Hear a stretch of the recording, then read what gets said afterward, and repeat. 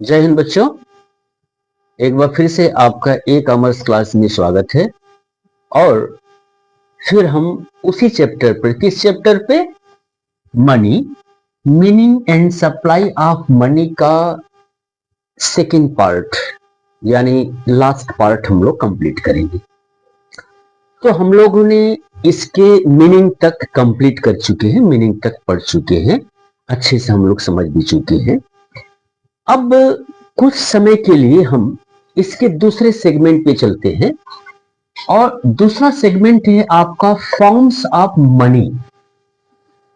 तो कुछ बेसिस पे, कुछ फीचर पे हम लोग जिस मनी के विषय में पढ़े हैं ना, उसको कई फॉर्म में देख सकते हैं। अब बड़े आसानी से समझ में आ जाएगा। जैसे पहला है फुल बॉडीड मनी। अब फुल बॉडीड मनी का मतलब क्या? मान लीजिए 100 रुपए का नोट है, ठीक है। अब उस 100 रुपए से हम कोई भी गुड्स जिसकी वैल्यू 100 रुपए का हो खरीद सकते हैं। लेकिन खुद उस कागज का जो नोट है, करेंसी नोट, अगर उसको, उसके कागज को बेच करके ये पता करना चाहें कितना मूल्य है, तो क्या 100 रुपया होगा? नहीं होगा। लेकिन अगर सोने का सिक्का हो और उस पर 100 रुपया का मूल्य अंकित हो और उस सिक्के को भी अगर बेचे तो उसका मेटल भी 100 रुपए के बराबर हो, तो इससे क्या पता चला? इससे पता ये चला कि उस सिक्के का फेस वैल्यू 100 रुपया और खुद उस सिक्के का इंट्रिंसिक वैल्यू, मेटालिक वैल्यू, दोनों बराबर है। मतलब उस सिक्के की परचेजिंग पावर अगर 100 रुपया है, 100 रुपए के वैल्यू के बराबर कोई भी गुड्स खरीद सकता है। और खुद उस सिक्के जिस मेटल का बना है, अगर उसको बेचें और 100 रुपया मिले, तब इसे ही कहते हैं फुल बॉडीड मनी। दूसरा आते हैं टोकन मनी। अब देखिए, जैसे एग्जांपल के तौर पर मान लीजिए कि आप रेस्टोरेंट में खाना खाने जाते हैं, ठीक है ना। तो काउंटर पर आपने बिल बनवाया कि हमें ये आइटम चाहिए। उसने कहा ठीक है, 2000 रुपीज का पेमेंट आप दे दीजिए। आपने दे दिया और एक टोकन आपको पकड़ा दिया कागज का। फिर आप रेस्टोरेंट के अंदर गए, टेबल पे बैठे और उसके बाद जो भी वेटर आया उसको आपने टोकन दे दिया और उस टोकन से आपको पूरा 2000 रुपए के बराबर का खाना आ जाएगा। अब बताइए, वो जो कागज का टुकड़ा है, छोटा सा टोकन, उसकी कोई वैल्यू है? कोई वैल्यू नहीं। इसका मतलब क्या? वो रिप्रेजेंट कर रहा है, वो जो टोकन है वो रिप्रेजेंट कर रहा है किसका? 2000 रुपए की बिल का, जिसके बराबर आपको खाना मिलेगा। इसका मतलब कि वो एक ढंग से रिप्रेजेंटेटिव है, वो टोकन, वो कागज।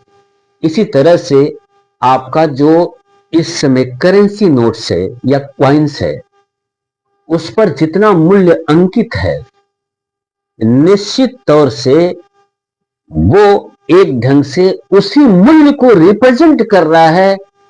खुद का उसकी वैल्यू उतने के बराबर नहीं होता है। इसलिए करेंसी नोट्स को, जो कागज का होता है या जिस मेटल का कॉइन बना होता है, उसे हम टोकन मनी कहते हैं। ये रहा आपका टोकन मनी। दूसरा है क्रेडिट मनी। अब देखिए, क्रेडिट मनी यानी करेंसी नोट्स, क्वाइंस को अगर छोड़ देते हैं, ठीक है, आप मान लीजिए बैंक में पैसा जमा करते हैं और चेक के थ्रू उसको निकाल सकते हैं। इसका मतलब हुआ कि अगर किसी को पेमेंट देना है तो आप उस चेक पर जो बैंक का कागज होता है उतना अमाउंट दर्ज करके आप उस व्यक्ति को दे दिए। व्यक्ति गया उस बैंक में, जिस बैंक में आपका पैसा जमा है, बैंक वाला उतना पैसा आपके बिहाफ आप उसको दे देगा। तो वो कागज का टुकड़ा काम कर दिया किस चीज का? पेमेंट का, यानी मनी का, यानी एक्सचेंज का। इसलिए वो चेक, वो ड्राफ्ट क्या है? क्रेडिट मनी है। अब इसके बाद बैंक मनी। बैंक भी मनी का क्रिएशन करता है। तो बैंक कैसे क्रिएशन करता है? तो सीधी सी बात है, लोन के बेसिस पे मनी बनाता है। यानी जितना बैंक में पैसा जमा होता है उस पैसे को उठा करके किसी को लोन दे देता है।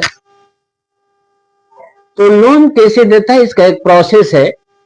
तो जितना पैसा लोन दिया उसी बैंक में उस व्यक्ति के अकाउंट में जमा हो जाता है। वो जमा दिखा दिया किसमें? बैंक में। तो पहले से मान लीजिए 1000 रुपया जमा था, उसमें से 800 रुपया उसने लोन दे दिया, 800 रुपया फिर उस बैंक में जमा दिखा दिया, यानी वो बैंक मनी हो गया, यानी बैंक ने क्रिएट किया। और इंस्ट्रूमेंट भी वही है जैसे कि क्रेडिट मनी में है, इसे हम बैंक मनी कहते हैं। अब नेक्स्ट है आपका फिएट मनी है। फिएट मनी, देखिए फिएट मतलब होता है ऑर्डर। हम जैसे कागज का टुकड़ा यानी करेंसी या क्वाइंस को स्वीकार करते हैं। जैसे कि मैंने कहा कि खुद का उस कागज का क्या मूल्य है? कोई मूल्य नहीं है। अब जैसे जो डीमोनेटाइजेशन हुआ था उसमें 500 रुपए का नोट, 1000 रुपए का नोट मार्केट से बाहर चला गया था। ऐसे कूड़े के भाव से सब पड़ा हुआ था कागज के टुकड़े के रूप में। इसका मतलब क्या कि उस कागज के टुकड़े का कोई मूल्य नहीं है। तो हम और आप स्वीकार क्यों करते हैं? क्योंकि गवर्नमेंट ऑर्डर करती है क्या कि लीगली आपको वो करेंसी जिस पर जो भी डिनोमिनेशन हो वैल्यू का, आपको स्वीकार करना पड़ेगा। यानी उस करेंसी के थ्रू कोई भी पेमेंट को अस्वीकार नहीं कर सकता है। क्यों? कि गवर्नमेंट का ऑर्डर है।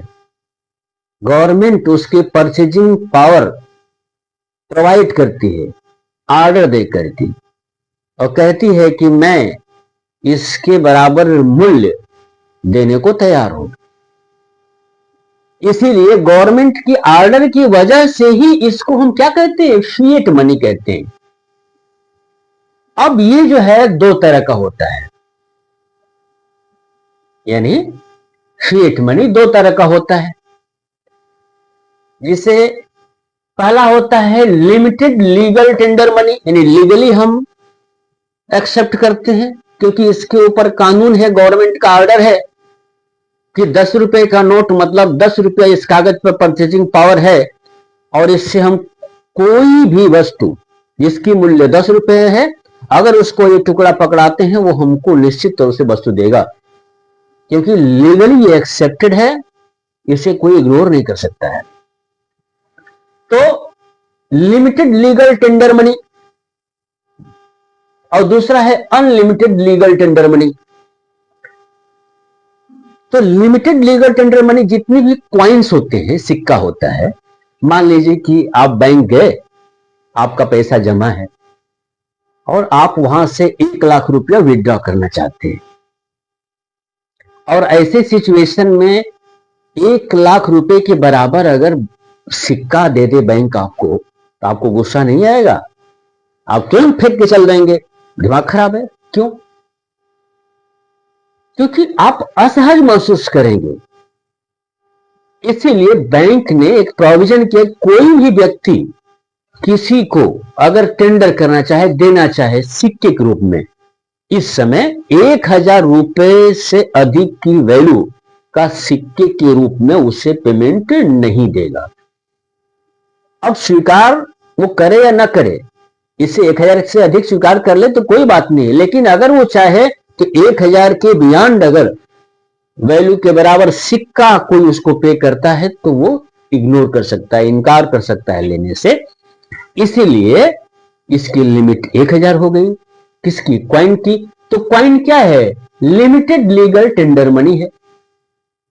और करेंसी नोट्स, जैसे कि हम इंडिया में बात करते हैं तो जो 2 रुपए के नोट से लेकर के 500 रुपए के नोट तक सभी अनलिमिटेड लीगल टेंडर मनी है।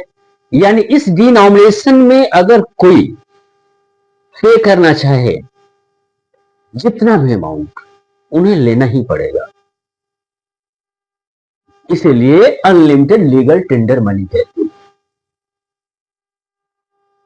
अब एक दूसरा भी नाम है दूसरे फॉर्म में, वह है फिड्यूशियरी मनी। इसका मतलब क्या कि ऐसा कोई भी मीडियम ऑफ एक्सचेंज जो ट्रस्ट पर चले, विश्वास पर चले, कानून पर न चले, उसके पीछे कोई लीगल मजबूरी नहीं है, कोई ऑर्डर गवर्नमेंट का नहीं है। जैसे मान लीजिए कि आपको हमें पेमेंट देना है और हम चेक के थ्रू आपको पेमेंट देना चाहते हैं, ड्राफ्ट के थ्रू आपको देना चाहते हैं। आप चाहे तो अस्वीकार कर सकते हैं। यदि आपको मेरे ऊपर ट्रस्ट नहीं है तो, ट्रस्ट है तो स्वीकार कर सकते हैं। इस तरह के जितने भी चेक, ड्राफ्ट, ये सब क्या है? फिड्यूशियरी मनी है। आपके नॉलेज के लिए कुछ समय के लिए हमने ये आपको फॉर्म्स ऑफ मनी दे दिया। कई जगहों पर ये आपका हेल्प करेगा। चलिए, यहां तक कंप्लीट हो जाने के बाद अब हम आ जाते हैं दूसरे सेगमेंट पे, वह है फंक्शन ऑफ मनी। आपको याद होगा कि इस चैप्टर के पहले पार्ट में हम लोगों ने difficulties of barter exchange system पढ़ा था। और जब डिफिकल्टीज दूर हो गया, कब दूर हुआ? जब कोई एक ऐसा कॉमन चीज आ गया जिसकी वजह से जितनी भी समस्याएं थी बार्टर एक्सचेंज सिस्टम में, वो सब कंप्लीट हुआ तो मनी मिल गया। जैसे आजकल आपकी करेंसी है, चाहे करेंसी नोट्स और क्वाइंस। अब ऐसी कंडीशन में क्या है कि वास्तव में वही डिफिकल्टीज दूर हुआ तो काम बन गया। किसका? मनी का। तो मनी अब क्या क्या काम करता है? तो मनी वो हर काम करता है जिससे कि एक्सचेंज करने में सबको सहूलियत मिले। सीधी सी बात है। अब इसको हम दो भागों में देख सकते हैं। पहला है प्राइमरी फंक्शन और दूसरा है सेकेंडरी फंक्शन। तो प्राइमरी फंक्शन मतलब बेसिक फंक्शन, और सेकेंडरी का मतलब क्या? Derivative function. डिराइवेटिव क्यों? क्योंकि ये सभी फंक्शंस को यहां से लिया गया है। कहां से? प्राइमरी से। प्राइमरी वाला ने सबको डिराइव किया है, सबका हेल्प किया है। तो ये ज्यादा महत्वपूर्ण है क्योंकि ये बेस है। और इसमें से पहला है मीडियम ऑफ एक्सचेंज। मतलब बार्टर एक्सचेंज सिस्टम में जब हम लोगों ने गुड्स टू गुड्स एक्सचेंज की बात की थी, और जिस इकोनॉमी में होता है उसे हम सीसी इकोनॉमी भी कहते हैं, जैसे commodity to commodity exchange economy. कभी कभी पूछ देता है क्वेश्चन, तो इसको भी ध्यान में रखें। तो उसमें क्या हुआ कि गुड्स टू गुड्स में प्रॉब्लम आता था। क्या आता था कि अगर मान लीजिए कि लोगों की आवश्यकताएं अगर न मिले, अगर दो व्यक्ति हैं, दोनों की आपस में आवश्यकताएं न मिले तो एक्सचेंज नहीं होता है। इसलिए उस समय ये समस्या होती थी, क्या? डबल कोइंसिडेंस ऑफ वांट्स होती थी ना। तो ये दूर हुआ। कब?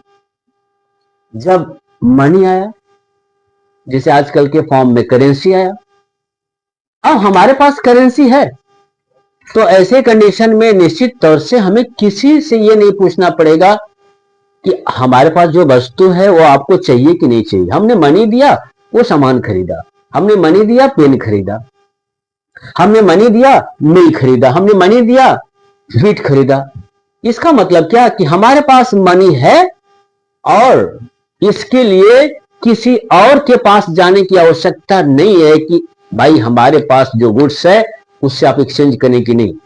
तो सभी गुड्स के लिए माध्यम क्या बना एक्सचेंज का? मनी।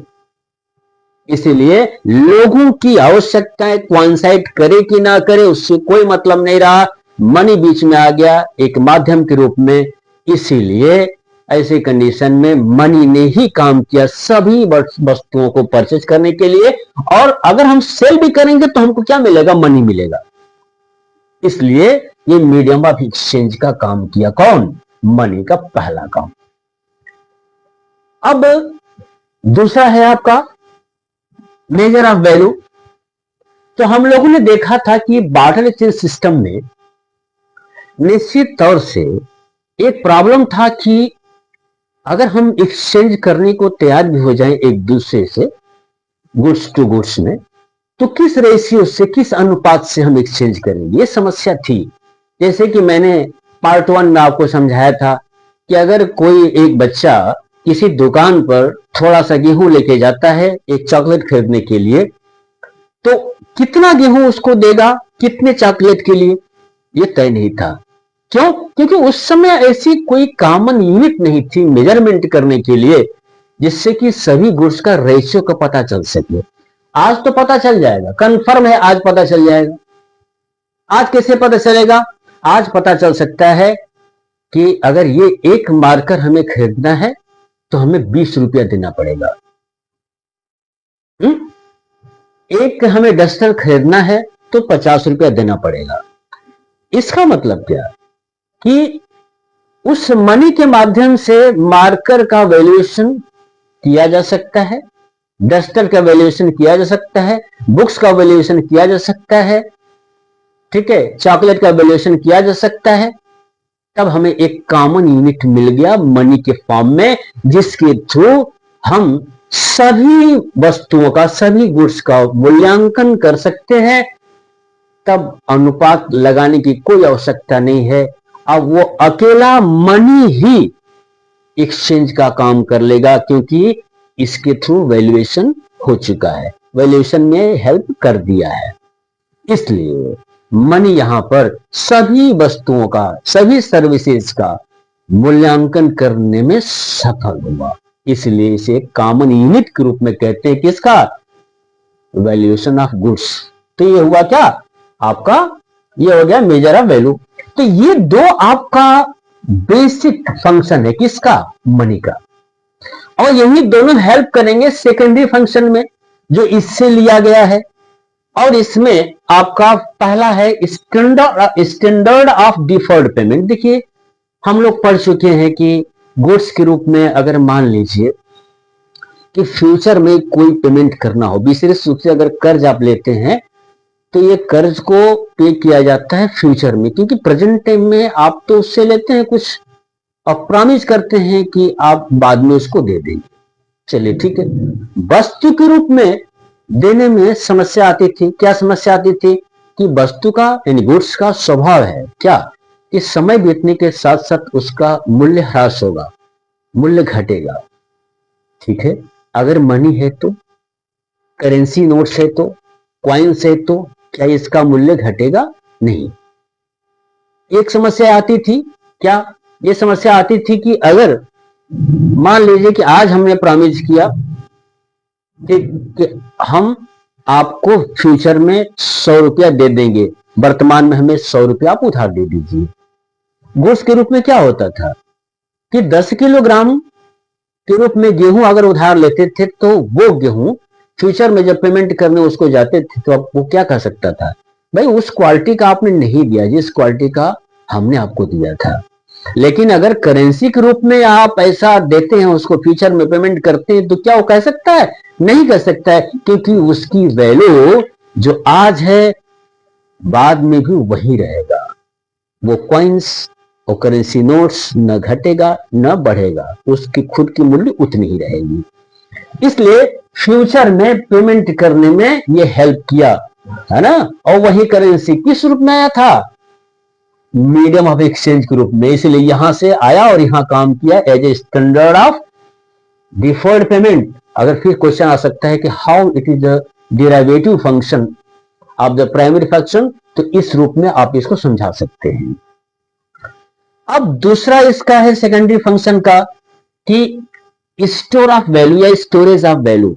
आपने देखा था कि बार्टर एक्सचेंज सिस्टम में एक समस्या था, क्या कि वास्तव में स्टोर का मतलब क्या होता है कि वैल्यू को आप सेव कर रहे हो फ्यूचर में इस्तेमाल करने के लिए। तो प्रेजेंट टाइम की जो वैल्यू है उसको आप बचा के रखोगे, सेव करोगे, क्योंकि फिर इसका इस्तेमाल फ्यूचर में करोगे। यही काम होता है ना, आज भी तो वही करते हैं। आज 100 रुपया आप बचाते हैं, मतलब क्या? अगर आपका 200 रुपया इनकम है, 100 रुपया खर्च के चाहे तो 200 रुपया भी खर्च कर सकते थे। यस सर, बिल्कुल आप सही थे। तो 100 रुपया क्यों बचाए? इसका मतलब आप चाहते हैं कि वो 100 रुपया बचा करके फ्यूचर में फिर उसका हम इस्तेमाल करें। तो आपने क्या बचाया? परचेजिंग पावर बचाया। इसका मतलब जो स्टोर करते हैं वो परचेजिंग पावर स्टोर करते हैं और उसी का इस्तेमाल फ्यूचर में करते हैं। अब बार्टर एक्सचेंज सिस्टम में आप क्या स्टोर करते थे? गुड्स स्टोर करते थे। और एक समस्या आती थी कि आपको भारी वस्तु खरीदने के लिए जब ज्यादा संख्या में आपको गुड्स की आवश्यकता होती थी तो कई साल तक आपको कलेक्ट करना पड़ता था।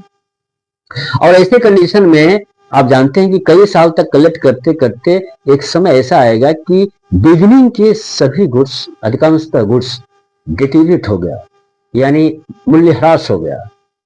उस मूल्य को आप प्राप्त नहीं कर पाएंगे जिस रूप में आपने सेव किया था। लेकिन क्या मनी के साथ, करेंसी के साथ ऐसा हो सकता है क्या? नहीं हो सकता है भाई। आज आपने 100 रुपया सेव किया तो बाद में भी कम से कम 100 रुपया तो रहेगा ही रहेगा, घटेगा तो नहीं। इसलिए जब मनी आया तब वैल्यू को स्टोरेज करने में बहुत बड़ा हेल्प किया। तो मनी आया किस फॉर्म में? मीडियम ऑफ एक्सचेंज फॉर्म में, common unit of measure of value के फॉर्म में। इसलिए यहां आकर की स्टोर ऑफ वैल्यू का काम किया। That's why it is the derivative function. तीसरा आते हैं transfer of value. Barter exchange system में आप पढ़े थे क्या कि अगर मान लीजिए कि यूएसए आप पढ़ने गए और ऐसे कंडीशन में यूएसए में आपको जो भी खर्च करना होगा, जो भी अपनी आवश्यकताएं पूरा करना होगा, उसके लिए वैल्यू चाहिए आपके पास में। यानी उसके लिए आपको जो भी आपके पास होगा उसी के थ्रू आप खरीद सकते थे और वहां खाना खा सकते थे। कुछ देके नहीं खाएंगे।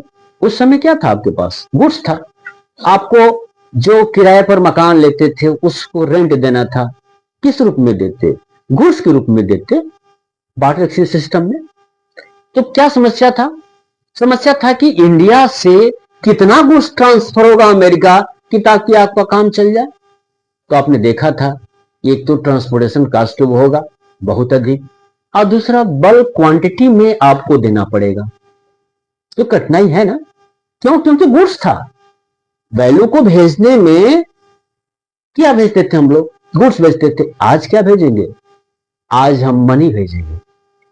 आज तो किसी इतनी फास्ट गति से हम ट्रांसफर कर सकते हैं, और भी नॉन फिजिकल, डिजिटल, कुछ भी नहीं लगेगा आपका। इसलिए जब मनी आया तो वैल्यू को ट्रांसफर करने में हेल्प किया। यह आपका तीसरा फंक्शन रहा।